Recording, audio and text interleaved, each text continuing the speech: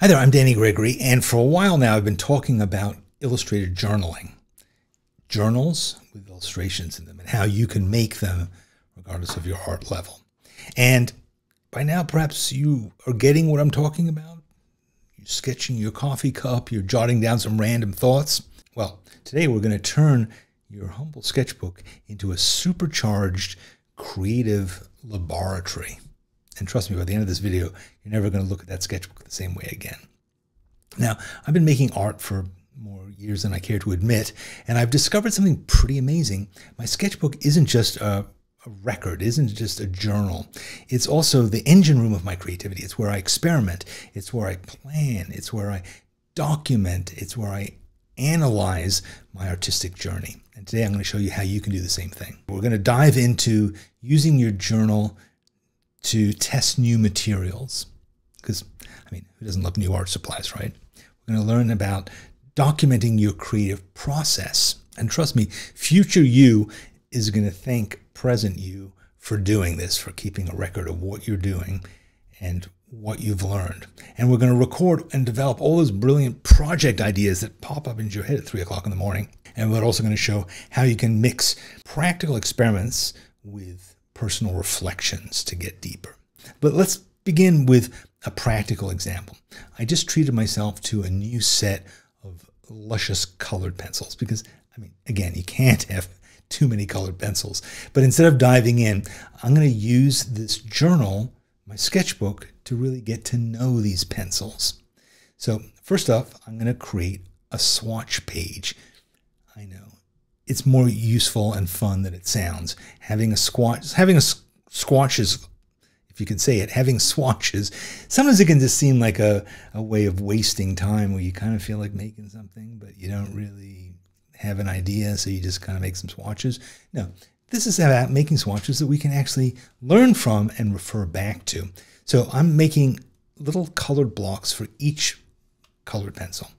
As I'm doing this, I'm really paying attention. It is relaxing to do, but I'm also being an analyst as I'm doing it. And I'm thinking about, how do the pencils feel on the paper? This particular paper that I'm using paper that's hopefully, because it's in my sketchbook, it's the kind of paper I use a lot, so it's relevant what paper I'm trying these pencils out on. And then, are they as vibrant as they look on the box? What do they look like under the light in my studio? What do they look like on this paper now? So I'm just thinking about that. How well do they blend with each other? What's it like to sharpen them? What's it like to erase them? What does the manufacturer say about perhaps whether they're light proof? Are they waterproof? If I put some water on them, what happens? All those kinds of things I'm analyzing. And I'm labeling them, and I'm writing down the names or perhaps the numbers that the pencil has on it, so I can just come back to it, because I have a lot of colored pencils, and a lot of times I can never remember quite what exactly one kind of blue looked like versus another blue, or was that cerulean? Was it from this box? Here I'll have a record, okay?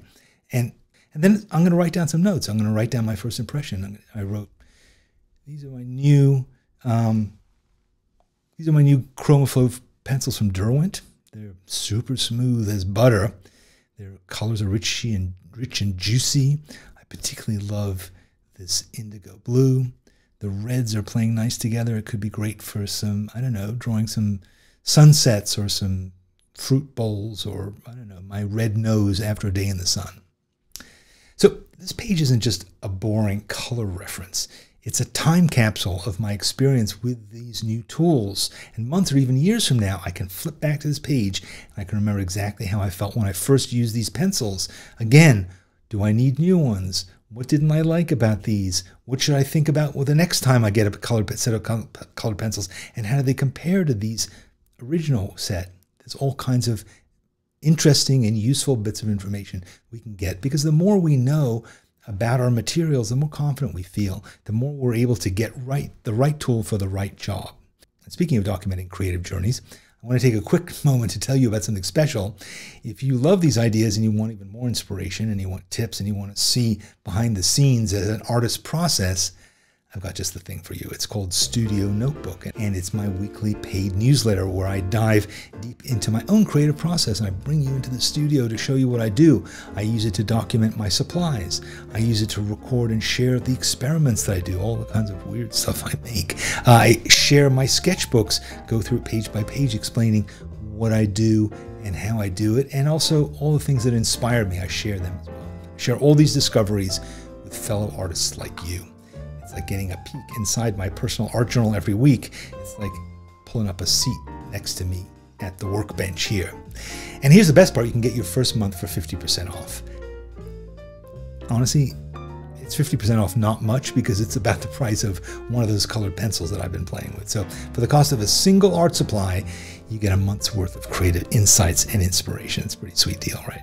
Okay, if you're interested, just click the link in the description below.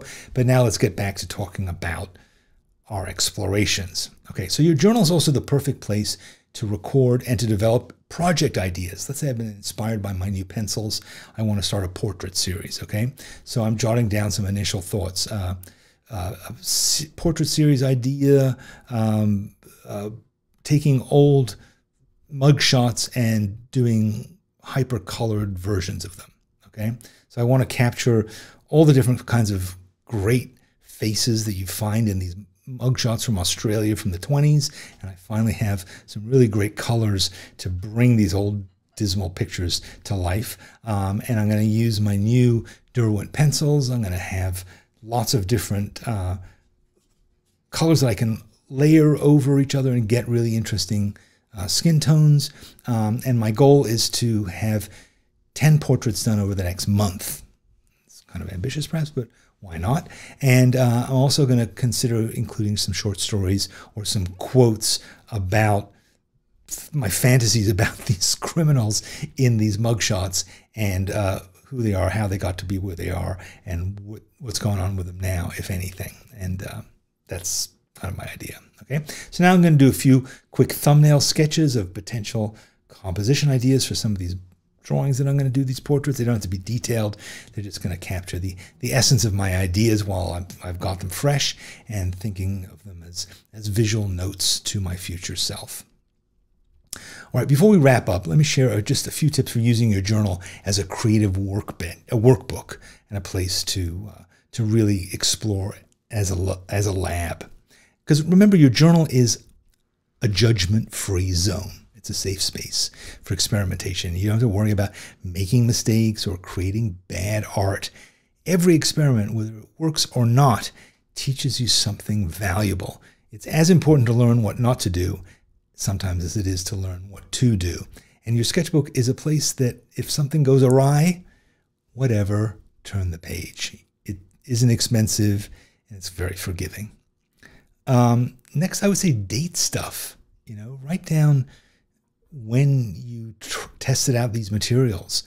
Write down, even when you made a doodle, write down stuff that will help you to keep track of your progress and to remember when you got these new tools. Trust me, you're going to thank yourself later. It's important to record your progress because then you can say, I'm actually much better at this. Or, I was taking more chances back in the spring. I want to try some more stuff there. Again, it's a record of what's going on. Next, I would say be specific in your notes. Write down the brands, write down the types of materials, write down your techniques, write down how you tested them, write down your honest impressions of them. Again, future you is going to appreciate all of the detail and the specificity. Anyway, by using your Illustrator journal as this creative workbook, you're not just recording your life, you're actively shaping your artistic journey. Every page becomes a step in your growth, a record of your experiments, and a source of future inspiration. I can't tell you how most major significant artists leave behind these kinds of workbooks, process documents that allow them to go back and explain stuff that they did or recreate it or deviate from it. And it's an interesting thing to go and research and to see all the variations on how they did it. One of my favorites is Edward Hopper, whose process notebook is in the lobby of the Whitney Museum in New York. And you can see every painting he did, there's a little sketch of it and detailed explanation of exactly what materials he used, even the prices of them. and then what happened with that particular painting, maybe who bought it, and his thoughts about the process of making it. Fascinating, and I'm sure very helpful to him too. So I hope that this encourages you to use your sketchbook, to use your sketchbook as a journal for your process in new and exciting ways. Remember, there's no right or wrong way to do this. It's all about what works best for you and your creative process. Your journal is as unique as you are, and you make it reflect your artistic spirit so that it works the best for you. Okay. Are you ready to dive deeper into the world of sketchbooks and illustrated journaling? Well, check out the next video, and till then, happy journaling, keep creating, and remember, the world needs your art.